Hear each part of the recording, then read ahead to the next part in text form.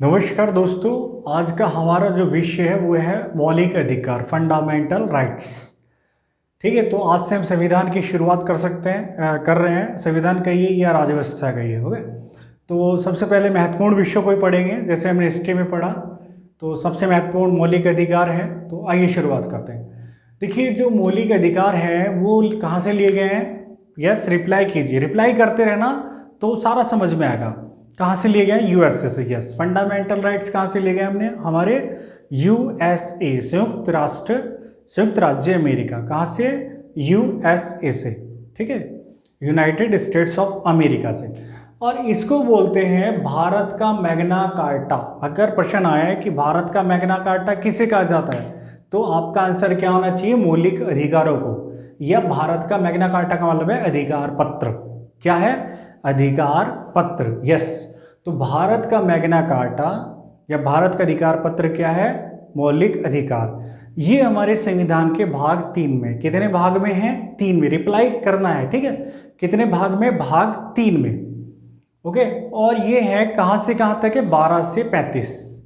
कौन से अनुच्छेद से कौन से तक? यस, 12 से 35। ठीक, 12 से 35। रिप्लाई कीजिए, कहां से कहां तक है? यस, 12 से 35। कहां से कहां तक? 12 से 35। एक बार फिर रिप्लाई कीजिए, कहां से कहां तक? यस, ओके, गुड, 12 से 35। अब देखिए इसमें क्या है। वैसे तो हमारे जो फंडामेंटल राइट्स हैं हमेशा लागू रहते हैं और जीवित रहते हैं, लेकिन अगर आपातकाल लग जाए, आपातकाल मतलब 352 अनुच्छेद। 352 क्या है? आपातकाल। ठीक है, जब कोई बाह्य आक्रमण हो जाए, ठीक है, या सैनिक विद्रोह हो जाए, तो 352 अगर आपातकाल लग गया, ठीक है, या राष्ट्रीय आपात लग गया, तो हमारे सारे जो मौलिक अधिकार है, घूमने का, ये बोलने का, अभिव्यक्ति का, सबको कुछ समय के लिए अस्थायी रूप से समाप्त किया जा सकता है, सिवाय 2 को छोड़कर। 2 कौन कौन से आपको याद रखना है? यस, 21 और 22। कौन सा? 21 और 22। 21 मतलब जीवन, और ये है व्यक्तिगत स्वतंत्रता। व्यक्तिगत स्वतंत्रता मतलब गिरफ्तारी वगैरह से भी बच सकते हैं। ठीक है जी। तो 21 और 22 जो है वो क्या अस्तित्व में रहते हैं, और बाकी सब खत्म। और कौन कौन से अगर शब्दों में बोले तो जीवन और व्यक्तिगत स्वतंत्रता का जो अधिकार है, जीवन और व्यक्तिगत स्वतंत्रता का जो अधिकार है वो अस्तित्व में बना रहता है।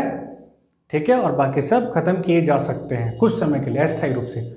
मूल रूप से जो फंडामेंटल राइट्स थे या मौलिक अधिकार थे वो 7 थे, लेकिन 44वां जो संविधान संशोधन हुआ 44, ये हुआ 78 में। इसमें क्या हुआ? जो संपत्ति का मौलिक अधिकार था इसको हटा दिया गया, और इसको संपत्ति के मौलिक अधिकार को क्या कर दिया गया? कानूनी अधिकार बना दिया गया।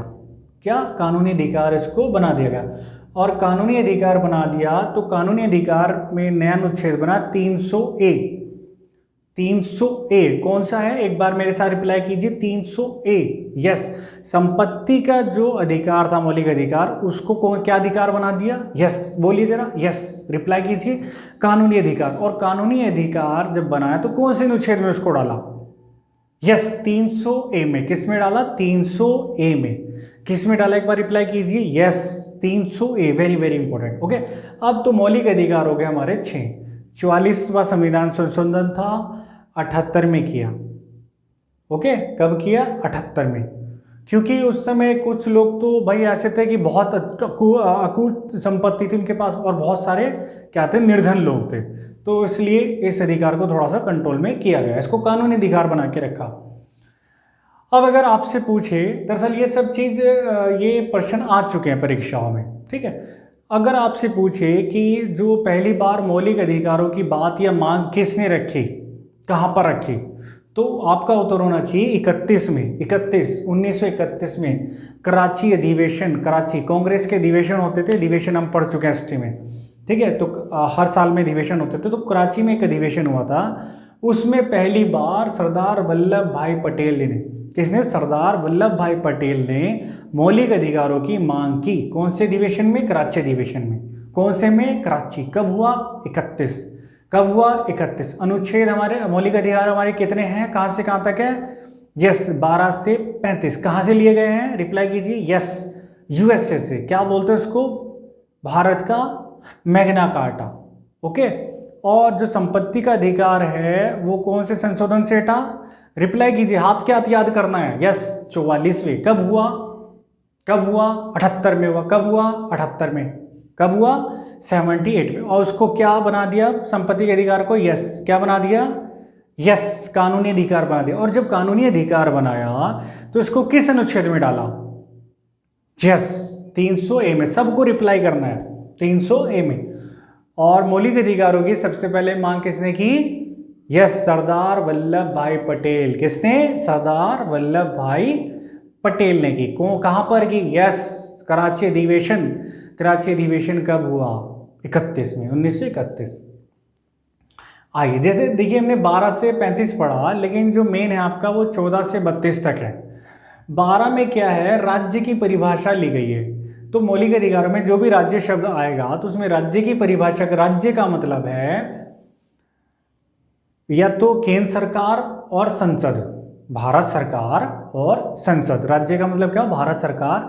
जैसे कहते हैं ना राज्य का कर्तव्य है, तो इसका मतलब है भारत सरकार और संसद, ठीक है। या अगर राज्य की बात करें तो राज्य की सरकार प्लस विधानमंडल, ओके। या फिर भारत सरकार के अधीन जो स्थानीय जो अधिकारी, यानी कि कई बार क्या करते हैं, जो संघ शासित क्षेत्र हैं उनमें क्या गवर्नर डिप्यूट कर देते हैं, या उपराज्यपाल, ठीक है, डिप्टी गवर्नर। तो वो क्या है उनका मतलब, राज्य का मतलब वो है। तो राज्य का मतलब ये भी, राज्य का मतलब ये भी, कहीं राज्य का मतलब ये भी। जिस संदर्भ में बात करें, यूनियन टेरिटोरी के बारे में बात करेंगे तो ये, स्टेट के बारे में बात करेंगे तो ये, और पूरी कंट्री के बारे में बात करेंगे तो उसका मतलब ये, ओके। अब 13 में क्या है? 13 में क्या है? मूल अधिकारों का अल्पीकरण, मूल अधिकारों के असंगत या उनका अल्पीकरण करने वाली विधि। अल्पीकरण मतलब छोटा, अल्पीकरण मतलब छोटा, यानी कि कोई भी कानून ऐसा नहीं बनाया जा सकता, ना तो संसद में और ना ही विधानमंडलों में, कि वो जो मौलिक अधिकारों के उल्टा हो, अपोजिट हो, या उनका जो वैल्यू है उसको कम करता हो, अधिकार को कम करता हो। ऐसा कोई भी कानून नहीं बनेगा। लेकिन ये बात जो है वो 368 पर लागू नहीं है, क्योंकि 368 में क्या है? संविधान संशोधन की प्रक्रिया, यानी कि 368 के तहत, संविधान संशोधन के तहत अगर किया जाएगा तो वो मान्य होगा, ठीक है, तो मान्य होगा, ओके जी। लेकिन मौलिक अधिकारों में, पहली बात तो मौलिक अधिकारों में संशोधन किया जा सकता है। बहुत सारे केस में पहले नहीं किया जा सकता था, फिर किया जा सकता है, बाद में पढ़ेंगे इसको। लेकिन फिलहाल एट प्रेजेंट में आप ये समझ लीजिए, मौलिक अधिकारों में संशोधन किया जा सकता है, बशर्ते जो संविधान का बेसिक स्ट्रक्चर, मूलभूत ढांचा है, वो नष्ट ना हो। और मूलभूत ढांचा क्या है? मूलभूत ढांचा क्या है? यस, हम भारत के लोग, यानी कि उसकी जो प्रस्तावना, ठीक है, धर्मनिरपेक्ष हो, ठीक है, एकता अखंडता, ये सब चीज़ें, ठीक है। तो जो प्रस्तावना है उसके अकॉर्डिंग मूल ढांचा क्या है? तो जो प्रस्तावना में बातें लिखी गई हैं उसके कोई भी उसका विरोधी कानून नहीं होना चाहिए, ठीक है। तो मूलभूत ढांचा मतलब प्रस्तावना, ठीक है। संशोधन हो सकता है बशर्ते मूलभूत ढांचे को नष्ट न करे। आगे बढ़ते हैं, अब यहाँ से शुरू करते हैं। असली शुरुआत आपकी यहाँ से है, मौलिक अधिकारों की 12 से 35 है, ये तो परिभाषा थी। लेकिन जो अधिकार है हमारे 14 से शुरू है। तो सबसे पहले पढ़ते हैं हम समानता का अधिकार। देखिए, समानता का अधिकार में जो सबसे पहला है अनुच्छेद 14, आर्टिकल 14। 14 में क्या है? कानून के समक्ष समानता। कानून को विधि भी बोलते हैं, कानून को क्या बोलते हैं? विधि। तो इसका मतलब है विधि के समक्ष समानता, ठीक है। तो आप साधारण से साधारण भाषा में इसको याद करना है, किताबी भाषा में याद नहीं करना, साधारण भाषा में याद करना है, ताकि हमको ये लंबे समय तक याद रहे। तो 14 में क्या है? कानून के समक्ष समानता, यानी कि कानून के सामने सब समान है, वो किसी की धर्म, जाति, नस्ल के आधार पर कोई भी डिसीजन नहीं देगा, ओके जी। तो इसका मतलब है कानून के सामने सब समान। 15 में क्या है? 14 में एक बार बोलिए, मेरे साथ बोलिए, 14 में क्या है? यस, रिप्लाई कीजिए, यस यस। 14 में क्या है? कानून के समक्ष समानता। एक बार फिर रिप्लाई कीजिए, 14 में क्या है? कानून के समक्ष समानता। अभी याद हो जाएगा आपको सारा का सारा टोटली, हालांकि जिन लोगों को याद है उनका रिवीजन हो जाएगा, और बढ़िया सॉलिड रिवीजन। 15 में क्या है? 15 में देखिए, धर्म नस्ल। क्या है? धर्म नस्ल, बोलिए मेरे साथ, धर्म, नस्ल, जाति, लिंग। धर्म, नस्ल, जाति, लिंग और जन्म स्थान के आधार पर कोई भी भेदभाव नहीं किया जाएगा। धर्म, मेरे साथ बोलिए, क्या? धर्म, नस्ल, जाति, लिंग और जन्म स्थान। धर्म, नस्ल, जाति, लिंग और जन्म स्थान के आधार पर कोई भी भेदभाव नहीं किया जाएगा। 15 क्लियर हो गया। 14 में क्या था? कानून के समक्ष समानता। 15 में धर्म, नस्ल, जाति, लिंग और जन्म स्थान के आधार पर कोई भी भेदभाव नहीं किया जाएगा। 16 में 16 मतलब सेवा योजन में समानता। सेवा योजन का मतलब क्या है? नौकरी, रोजगार। सेवा योजन कार्यालय होता है ना आपका, एम्प्लॉयमेंट एक्सचेंज, जहाँ पे रजिस्ट्रेशन भी कराते हैं कई बार, तो वही। तो 16 में क्या है? सेवा योजन में समानता। सेवा यानी कि नौकरी में कोई भी भेदभाव नहीं किया जाएगा धर्म, नस्ल, जाति के आधार पर। लेकिन इसके अपवाद हैं क्या? कहीं रिजर्वेशन है, ठीक है, जैसे SC, ST, OBC। तो अपवाद को छोड़कर कहीं भी नौकरी में कोई भी भेदभाव गरीब, अमीर, जाति, धर्म के आधार पर नहीं किया जाएगा। ओके। 16। 17 में है अस्पृश्यता का अंत। अस्पृश्यता का अंत, अस्पृश्यता मतलब छुआछूत, जो पहले बहुत ज़्यादा चलती थी और अब न्यू पीढ़ी आ गई है, नई पीढ़ी आ गई है, तो लगभग समाप्त सी हो गई है, ठीक है। लेकिन कुछ जो स्वार्थी लोग हैं इन चीज़ों को, मुद्दों को ज़बरदस्ती क्या करते हैं? डिस्प्यूट पैदा करते हैं इन मुद्दों को उठाकर। देखिए 17 में क्या है?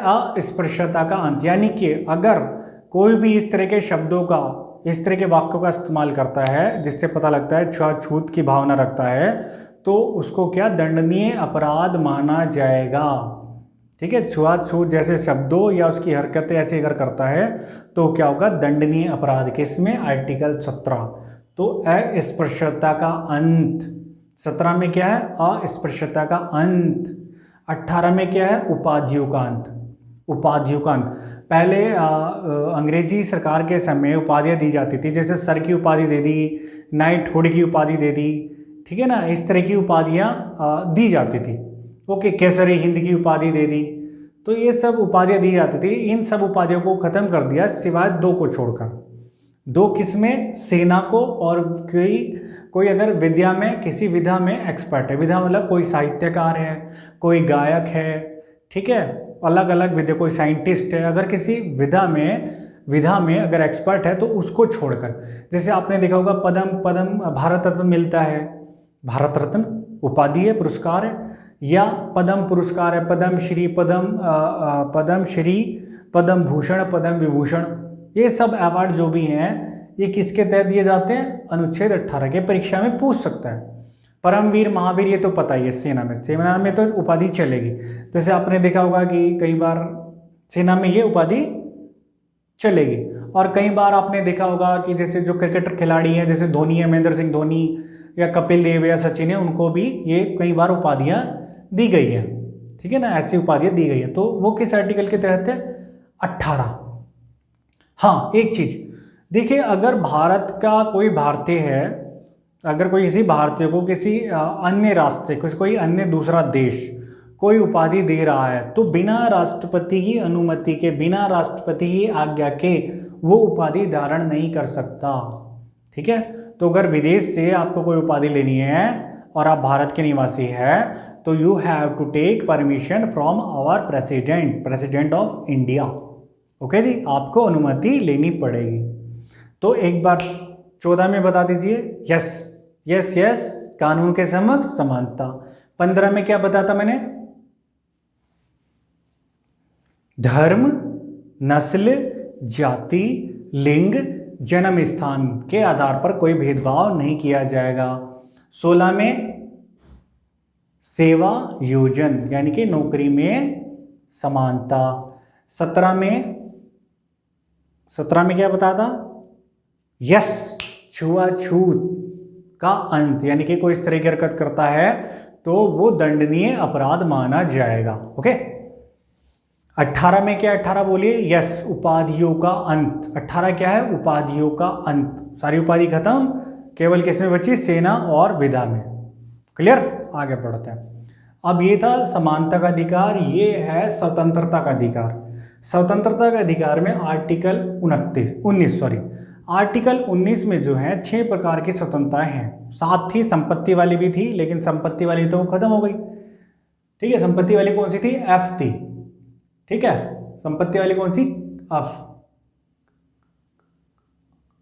अगर आप हिंदी में पढ़ें तो क ख ग घ अंग च, तो ये क्या आएगी? च। हिंदी में क्या आएगी? ये च। ठीक है जी, तो एफ खत्म हो गई। ओके, अब इनको आप 6 प्रकार की स्वतंत्रताएं कौन कौन सी है कैसे याद करेंगे? तो इसका सबसे सरल सा तरीका मैं बताता हूँ। देखिए, सपोज मैं हूँ और मेरे विचार में आया कि मेरा मन में आया कि मैं हरिद्वार जाके नौकरी करूँ, तो मैंने अब बिजनेस करूँ, तो मैंने अपने दोस्त को शेयर किया। ठीक है, अपने दोस्त को शेयर किया, यार मेरा मन करा कि मैं हरिद्वार में जाकर नौकरी करूँ। आप अपने आप को मान लीजिए तो देर तक याद रहेगा। ठीक है, मेरा नाम दीपक है, तो मैं अब खुद को लेकर मान रहा हूँ, तो मेरा मन आया कि मैं हरिद्वार में जाकर बिजनेस करूँ। मैंने अपने दोस्त को ये बात शेयर की, तो इसका मतलब बोलने की स्वतंत्रता, यानी कि विचारों की अभिव्यक्ति की स्वतंत्रता। ठीक है, तो जो प्रेस यानी कि जो अखबार वगैरह छपते हैं, मीडिया, तो उनको जो स्वतंत्रता मिली है, अभिव्यक्ति की स्वतंत्रता, वो किस अनुच्छेद के तहत मिली है? अनुच्छेद 19A। 19 में भी कौन सा? ए, प्रेस की स्वतंत्रता। ठीक है, तो पहली हो गई बोलने की स्वतंत्रता, अब मैंने बोल दिया, एक हो गई। उसके बाद फिर मैं बस से कहाँ पहुँच गया? हरिद्वार। इसका मतलब है घूमने की या आवागमन की स्वतंत्रता, कहीं भी। ठीक है, कहीं भी का मतलब ये नहीं कि राष्ट्रपति के आप उसमें पैलेस में घुस जाओगे। ठीक है, कुछ एक रेस्ट्रिक्टेड जो प्रतिबंधित क्षेत्र है उनको छोड़कर, जो नॉर्मल कंडीशन में। ठीक है, तो बोलने की स्वतंत्रता हो गई, घूमने की स्वतंत्रता, हरिद्वार पहुंच गए बस से। अब फिर क्या हुआ? बिजनेस कर दिया, शुरू कर दिया। ठीक है जी, दुकान खोली, एक बढ़िया सा रेस्टोरेंट। तो इसका मतलब है व्यापार करने की, ठीक है, या व्यवसाय की, या अपना जीविका जो चलाने की स्वतंत्रता, अपनी जीविका चलाने की स्वतंत्रता। ठीक है, तो बिजनेस भी खोल लिया, बिजनेस करने की। उसके बाद हमने क्या काम किया? उसके बाद पैसे कमा लिए, तो सोचा यार एक मकान भी बना लो बढ़िया सा, तो एक मकान भी बना लिया। इसका मतलब रहने की स्वतंत्रता, कहीं भी रहने की स्वतंत्रता। अपवाद भी हैं, अपवाद कहाँ है? कश्मीर भाई जैसे क्षेत्रों में, या जो एसटी क्षेत्र हैं उन जैसे क्षेत्रों में आप नहीं रह सकते। ठीक है, लेकिन सामान्य कंडीशन में उन चीज़ों को अपवादों को छोड़कर कहीं भी आप रह सकते हो। तो मकान भी बना लिया जी। अब मकान भी बना लिया, बिजनेस भी बढ़िया चल गया, पैसा बढ़िया हो गया, तो सुरक्षा भी करनी है। तो सुरक्षा के लिए हमने एक संगठन बना लिया। ठीक है, तो संघ बनाने की स्वतंत्रता, संघ बनाने की स्वतंत्रता, संघ बना लिया। अब संघ की वैल्यू कब होती है? उसका अस्तित्व तभी है जब उसकी सभाएं होती रहे। तो शांतिपूर्वक बिना हथियारों के सभा करने की स्वतंत्रता, 6 की 6 हो गई। पहली कौन सी हो गई? बोलने की स्वतंत्रता। दूसरा, हरिद्वार पहुंचा, आवागमन की स्वतंत्रता। तीसरा, वहाँ बिजनेस किया तो व्यापार करने की स्वतंत्रता या जीविका चलाने की स्वतंत्रता। फिर क्या हुआ? यस, आवास, रहने की स्वतंत्रता, वहाँ मकान बना लिया। फिर क्या हुआ? संघ बनाया, संघ बनाने की स्वतंत्रता। फिर क्या हुआ? यस, शांतिपूर्वक बिना हथियारों की मीटिंग करने की स्वतंत्रता। Okay, clear? तो 6 प्रकार की स्वतंत्रता ये क्लियर हो गई। आगे बढ़ते हैं। देखिए, अनुच्छेद जो 20 है, अनुच्छेद 20 में है 2 सिद्धि के संबंध में संरक्षण। अगर आप पर कोई भी दोष लगाता है किसी भी तरह का, आपने कोई मर्डर किया है, कोई चोरी की है, किसी भी तरह का, तो उसका मिसयूज भी हो सकता है भाई। अगर पुलिस वाले चाहें तो मिसयूज कर लें, लेकिन हमारे पास क्या है, ये फंडामेंटल राइट्स हैं, वो मिसयूज इतनी आसानी से नहीं कर सकते हैं। तो 20 में क्या है? 2 सिद्धि के संबंध में संरक्षण। 2 सिद्धि, दो एक टर्म याद कर लीजिए, 2 सिद्धि। क्या? 2 सिद्धि के संबंध में संरक्षण। अब इसमें क्या है? इसमें क्या है? एक अपराध के समय एक सजा। पहली बात, एक अपराध किया है तो उसके लिए एक सजा, और जिस समय अपराध किया है उस समय जो कानून चल रहा है उसी के तहत सजा। एक अपराध की, बोलिए मेरे साथ, एक अपराध की एक सजा, और एक अपराध की सजा, और जिस समय अपराध किया गया है उस समय जो कानून है उसके अनुसार सजा।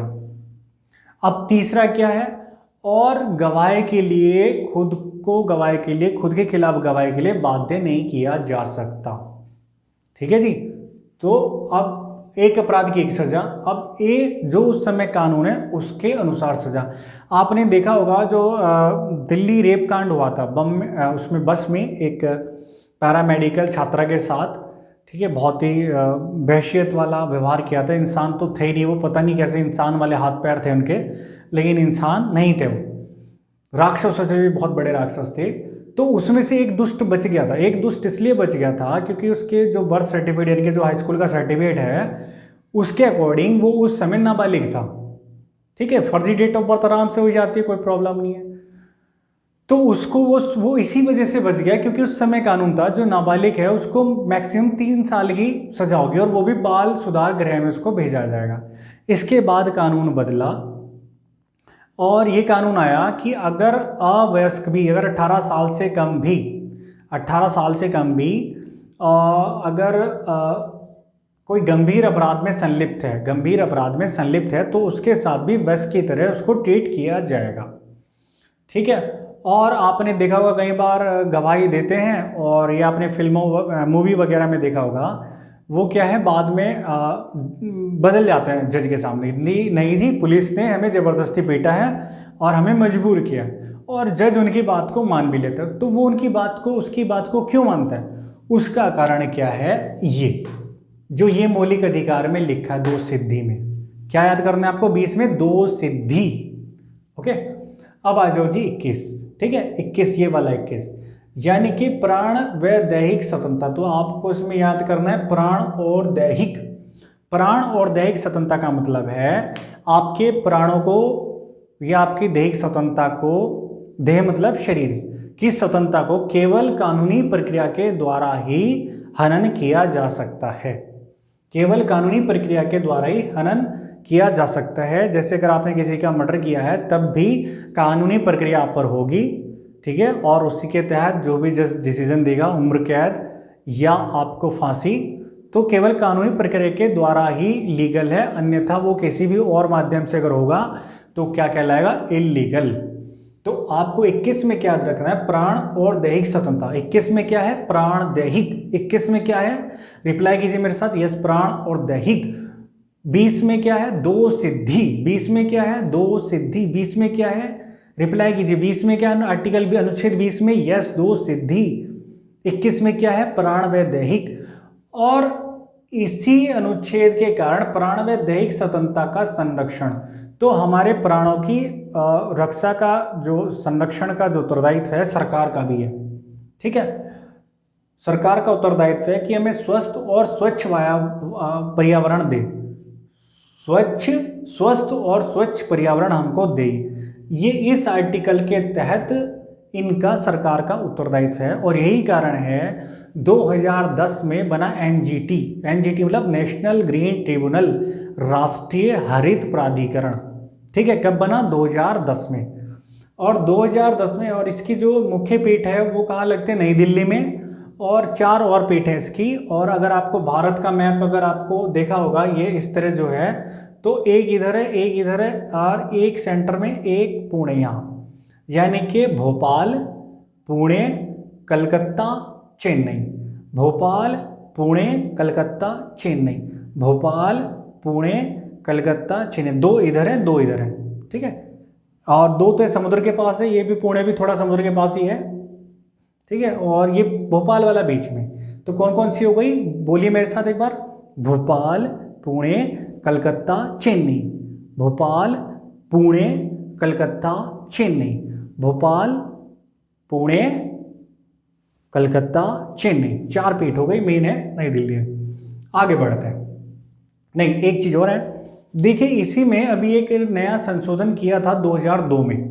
2002 में एक संशोधन किया था 86वां। कौन सा संशोधन किया था? 86वां। तो इसमें यह था 6 से 14 वर्ष के बच्चों को निःशुल्क और अनिवार्य शिक्षा दी जाएगी। क्या था? 6 से 14 वर्ष के बच्चों को 86वां संशोधन किया था। 86वां संशोधन क्या था? 6 से 14 वर्ष के 86 और 6, 86 और 6। ठीक है जी, 6 से 14 वर्ष के बच्चों को निःशुल्क और अनिवार्य शिक्षा दी जाएगी। और ये बात 2 में, तो ये भी हमारा मौलिक अधिकार हो गया, किसी बच्चे का मौलिक अधिकार है ठीक है, और इसको डाला अनुच्छेद 21A, यानी कि इसी में जो प्राण दैहिक वाला था इसी में एक आर्टिकल और ऐड कर दिया 21A। तो 21A में क्या है, 6 से 14, बस इतना याद कर लीजिए, 6 से 14। 21A में क्या है, 6 से 14, यस 21A में एक बार बोलिए क्या है, 6 से 14। 6 से 14 वर्ष के बच्चों को निःशुल्क और अनिवार्य शिक्षा। कौन सा संशोधन, बोलिए जरा एक बार, यस यस यस फटाफट, यस 86वां। कब हुआ, रिप्लाई कीजिए, yes yes yes yes yes. 2 याद कर लीजिए बस, 2 में। और एक और है इसमें 22 है गिरफ्तारी और निरोध में संरक्षण, यानी कि अगर आपको कोई गिरफ्तार करने आए तो आप उससे, आपके पास 3 बातें हैं जो आप कर सकते हो। एक तो आप उससे कारण पूछोगे, भाई कारण बताओ ऐसा मैंने क्या अपराध किया, ठीक है जी। और अगर उसने कारण बता दिया, ठीक है जी, आपने उसके साथ लड़ाई करके आए हो, तो उसकी ड्यूटी है कि 24 घंटे के अंदर अंदर, विद इन 24 आवर्स, वो उसको, आपको जो भी नियरेस्ट दंडाधिकारी है, नियरेस्ट जज है, उसके पास आपको ले जाना पड़ेगा। और फिर क्या है, ये अपनी पसंद का वकील भी करने का इसको अधिकार रहेगा। तो अगर कोई गिरफ्तार आपको करने आए तो नंबर 1 उसको कारण बताना पड़ेगा, नंबर 2 क्या है, 24 घंटे के अंदर अंदर नियरेस्ट जज के पास जाना पड़ेगा, और उसको वो अपनी पसंद का वकील करने की उसको छूट दी जाएगी। तो ये क्या है, 22। तो 22 में याद कर लीजिए गिरफ्तारी में संरक्षण, गिरफ्तारी प्लस निरोध में संरक्षण, ठीक है। किसमें, गिरफ्तारी। 22 में क्या है, गिरफ्तारी। 20 में क्या है, 20 में बताइए आर्टिकल 20, 2 सिद्धि। 21 में प्राण व दैहिक, दैहिक याद कर लीजिए, दैहिक याद कर लेंगे कहाँ पे, 2 सिद्धि दैहिक। और इसमें क्या है, गिरफ्तारी, क्या है, गिरफ्तारी। 2 सिद्धि दैहिक गिरफ्तारी, 2 सिद्धि दैहिक गिरफ्तारी, ओके। हाँ लेकिन इसमें क्या है, ठीक है, 2 सिद्धि दैहिक गिरफ्तारी। आगे बढ़ते हैं, शोषण के विरुद्ध अधिकार। शोषण के विरुद्ध अधिकार में 2 अनुच्छेद हैं, 23 और 24। 23 में क्या है, मानव के दुर्व्यापार, मानव के दुर्व्यापार और बलात्सर्म का निषेध, यानी कि साधारण शब्दों में समझे तो अगर कोई मानव का व्यापार करता है, जैसे कई बहुत सगे आपने देखा होगा कि, या अखबार वगैरह में, मूवी में भी देखा होगा कि ये गर्ल्स की तस्करी करते हैं, जो लड़कियां होती हैं या महिलाएं होती हैं उनकी क्या करते हैं, तस्करी, और उनको वेश्यावृत्ति में वो धकेलते हैं, ठीक है, ठीक है। और कई बार क्या है कि ज़बरदस्ती किसी भी व्यक्ति से या उस महिला से काम कराते हैं और उसको सैलरी भी नहीं देते, ठीक है। कोई दूर का, बहुत दूर का, बिहार का, नेपाल का, कहीं प्लेन में आ गया काम करने के लिए और किसी गांव में पहुंच गया, कई बार क्या होता है वो उसको बंधुआ मजदूर बना लेता है, खाना देता है और बस उससे दबाकर काम उससे कराता है। हालांकि ऐसा बहुत वेरी वेरी वेरी रेयर होता है, लेकिन उसके पास अधिकार है ये, ठीक है। दिल्ली में कई जगह ऐसे हैं कि बहुत सारी फैक्ट्रियाँ हैं और उन्होंने कई महीने तक सूरज ही नहीं देखा, ऐसे अखबार में केस आते रहते हैं, कई महीने तक उन्हें सूरज ही नहीं देखा और उन्हें क्या है, बस खाने लायक मिल रहा है और वो लगे हुए हैं। तो 23 में क्या है, मानव का दुर्व्यापार और बलात्सर्म का निषेध, यानी कि मानव का व्यापार नहीं कर सकते और ज़बरदस्ती उससे काम नहीं ले सकते। किसमें, 23 में बिजनेस नहीं कर सकते, मानव को बेच नहीं सकते और ज़बरदस्ती काम नहीं ले सकते। लेकिन अगर आवश्यकता पड़े तो देश हित में राष्ट्रीय सेवा के लिए आपको बाध्य किया जा सकता है, ठीक है जी। ये इसका अपवाद है, राष्ट्र सेवा में, राष्ट्र रहेगा तभी तो हम रहेंगे। आगे 24 में क्या है, 24 में 14 वर्ष से, 24 में आप याद कर लीजिए 14 वर्ष से कम आयु के बालकों को या बच्चों को खतरनाक कार्यों में नहीं लगाया जा सकता, जोखिम भरे कार्यों में नहीं लगाया जा सकता, ठीक है। जहाँ मतलब बहुत ही, जैसे कोई भट्टी है, या भट्टी मतलब फर्नेस, ठीक है, जहाँ कुछ मेल्ट हो रहा है, लोहा मेल्ट हो रहा है, ठीक है, जहाँ डेंजर है, ठीक है ना, तो ऐसे खतरनाक कार्यों में नहीं लगाया जा सकता। तो 24 में क्या है, एक बार बोलिए, 14 वर्ष से कम आयु के बच्चों को खतरनाक कार्यों में नहीं लगाया जा सकता। 24 बोलिए एक बार, यस 24 बोलिए, यस यस यस। 14 वर्ष से कम आयु के बच्चों को खतरनाक कार्यों में नहीं लगाया जा सकता।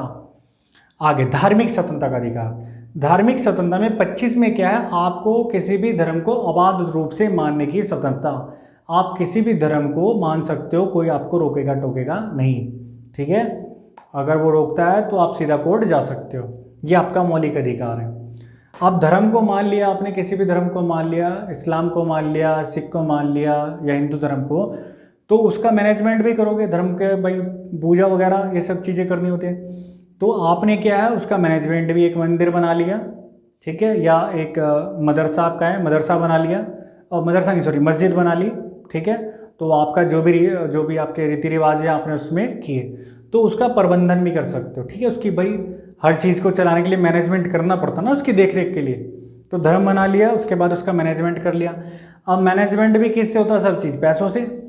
तो अगर कोई व्यक्ति अपने वेतन का एक निश्चित हिस्सा ऐसी जगह दे रहा है, ठीक है, ऐसी जगह दे रहा है मैनेजमेंट करने में, यानी कि धार्मिक संस्थान में कहीं दे रहा है, तो उस पर कोई टैक्स नहीं लगेगा। तो आप इसमें याद कर लीजिए नो टैक्स। 25 में धर्म माना, 26 में प्रबंधन किया, मैनेजमेंट किया, 27 में और जो पैसे आ रहे हैं भाई वाइट वॉश है, बनाना है, ठीक है ना, स्ट्रक्चर है उसका खड़ा करना है, या बहुत सारी है, तो उस पर कोई भी टैक्स नहीं लगेगा। 28 में क्या कह रहा है? 28 में कह रहा है जो भी सरकारी स्कूल है या कॉलेज है, सरकारी स्कूल या कॉलेजों में किसी प्रकार की धार्मिक शिक्षा नहीं दी जाएगी, किसी प्रकार की धार्मिक शिक्षा नहीं दी जाएगी, और धार्मिक अनुष्ठान और उपदेश के लिए किसी को भी बाध्य नहीं किया जाएगा। धार्मिक अनुष्ठान या कोई उपदेश है तो उसके लिए बाध्य नहीं किया जाएगा। तो 25 में क्या है? धर्म, 26 में मैनेजमेंट, 27 में बोलिए एक बार यस नो टैक्स, 28 में यस, 28 में बोलिए यस, किसी भी सरकारी कॉलेज में या स्कूल में कोई धार्मिक शिक्षा नहीं दी जाएगी और धार्मिक अनुष्ठान और उपदेश के लिए उसको बाध्य नहीं किया जा सकता। 5 में क्या है? संस्कृति एवं शिक्षा संबंधी अधिकार। संस्कृति और शिक्षा दो पर फोकस कर लीजिए, संस्कृति और शिक्षा। और किसकी? यस, अल्पसंख्यकों की। किसकी बात कर रही है? अल्पसंख्यकों की। तो 29 में कह रहा है, इसी के अंतर्गत दो अनुच्छेद हैं। 29 में कह रहा है कि अल्पसंख्यक वर्ग के हितों का संरक्षण। क्या कह रहा है? अल्पसंख्यक वर्ग के हितों का संरक्षण। तो 29 में क्या कर लीजिए आप? हित। 29 में क्या है? हित। 29 में क्या है? हित। अल्पसंख्यकों को क्या है? तो इसमें कह रहा है भाषा, संस्कृति और लिपि, इनको अधिकार होगा कि वो अपनी भाषा, संस्कृति और लिपि की रक्षा कर सकें। भाषा, संस्कृति और लिपि की क्या कर सकें? रक्षा कर सकें। ओके, भाषा, संस्कृति और लिपि की क्या कर सकें? रक्षा कर सकें। भाषा, संस्कृति और लिपि की क्या कर सकें? रक्षा कर सकें। इनके हितों की रक्षा के लिए ही 2005 में 15 सूत्रीय कार्यक्रम इनके जो अल्पसंख्यक वर्ग हैं, यानी कि कितने अल्पसंख्यक वर्ग हैं? 6, उनके विकास के लिए 15 सूत्रीय कार्यक्रम जो चला था, 5 में चला था। 5 से क्या चल रहा है? 15 सूत्रीय कार्यक्रम। किसके लिए? अल्पसंख्यक वर्गों के हितों के संरक्षण के लिए। ओके, अल्पसंख्यक वर्गों के हितों के संरक्षण के लिए। ओके जी। और क्या लिखा है इसमें? भाषा, संस्कृति, धर्म या जाति। भाषा, संस्कृति, धर्म या जाति के आधार पर किसी भी शिक्षण संस्थान में एडमिशन लेने से, प्रवेश लेने से उनको नहीं रोका जाएगा। ओके, कोई भी भेदभाव, ठीक है, नहीं किया जाएगा, यानी कि उनको रोका नहीं जाएगा।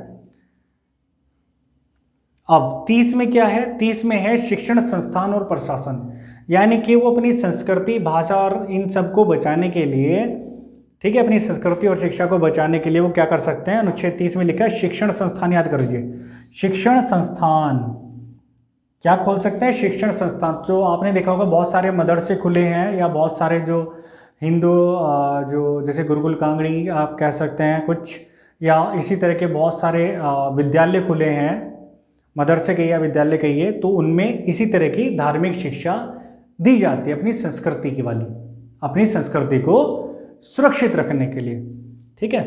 लेकिन ये किसके लिए है? अल्पसंख्यकों के लिए, अनुच्छेद 30। और उसका प्रशासन भी स्वाभाविक है, वही करेंगे। और इसमें अनुदान देने में सरकार कोई भेदभाव नहीं करेगी, अनुदान देने में कोई भेदभाव नहीं करेगी।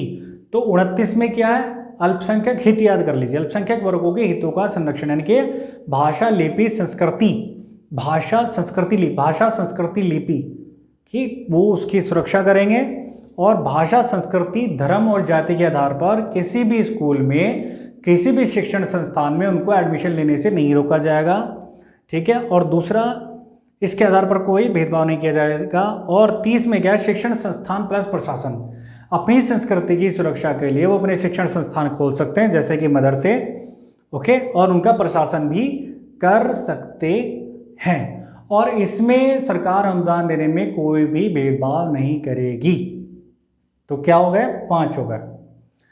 छठा क्या है? छठा है संवैधानिक उपचारों का अधिकार। क्या है छठा? संवैधानिक उपचारों का अधिकार, यानी कि अगर इनमें से जो भी आपके मौलिक अधिकार है उसका कोई शोषण करता है, जैसे मैंने क्या बोला, अगर कोई आपको गिरफ्तार करता है तो आप उससे पूछेंगे क्या कारण बताओ, आपके यहाँ पुलिस वाला आया। अब पैसे वालों को तो थोड़ा डरेगा, वो बोल भी देगा। कोई गरीब आदमी क्या, तो गरीब आदमी ने तो पढ़ लिया कि हमने दीपक बागला जी ने पढ़ा दिए मौलिक अधिकार, तो उसने उसको बोला ठीक है भाई मुझे तो मौलिक अधिकार पता है, बताओ मेरे को क्यों गिरफ्तार कर रहे, कारण बताओ। तो उसने 2 झापड़ मारे और उसको बताया कि अभी बताता हूँ तेरे को मौलिक अधिकार। तो इस तरह की अगर बातें होती हैं, आपके मौलिक अधिकारों का कोई हनन होता है, तो आप उसके लिए 5 रिट दायर कर सकते हो। 5 याचिकाएं, ठीक है, 5 रिट आप उसके खिलाफ दायर कर सकते हो। और ये जो अधिकार है रिट दायर करने का, ये है ये भाग 6 में। कौन सा मौलिक अधिकार आपका? 6 में मतलब कौन सा अनुच्छेद आएगा? अनुच्छेद 32। 6 क्या है? संवैधानिक उपचारों का अधिकार, संवैधानिक उपचारों का अधिकार, अनुच्छेद 32। उसमें 5 याचिकाएं हैं, एक बार फिलहाल पढ़ लेते हैं, बाद में डिटेल में पढ़ेंगे, ठीक है। तो पहली है बंदी प्रत्यक्षीकरण, पहली बोलिए मेरे साथ, बंदी प्रत्यक्षीकरण, यस। दूसरी है परमादेश, बंदी प्रत्यक्षीकरण परमादेश, बोलिए एक बार, बंदी प्रत्यक्षीकरण परमादेश, प्रतिषेध, उत्प्रेषण, अधिकार प्रच्छा। एक बार फिर बोलिए, बंदी प्रत्यक्षीकरण, परमादेश, प्रतिषेध, उत्प्रेषण, अधिकार प्रच्छा। एक बार फिर बोलिए, बंदी प्रत्यक्षीकरण, गुड, परमादेश, वेरी गुड, प्रतिषेध, उत्प्रेषण, अधिकार प्रच्छा, ओके। इससे नेक्स्ट वीडियो में इससे पढ़ेंगे। तो आपके 6 मौलिक अधिकार मैंने आपको बता दिए। आप इसको एक बार और वीडियो को देख लेंगे तो आपके दिमाग में छप जाएगा, बिल्कुल फिट हो जाएगा, ओके। तो इसी के साथ इसका समापन करते हैं, ठीक है। आप इसको अच्छे से एक बार ध्यान से सुनिए तो मज़ा आएगा आपको, ठीक है। और आगे मैं और भी टॉपिक्स लूँगा और कोशिश करूँगा आपको सरल से सरल भाषा में डिस्कस करने का कोशिश मैं करूँगा, ओके। तो इसी के साथ समाप्त करते हैं, समापन करते हैं। तो नमस्कार, जय हिंद, जय भारत।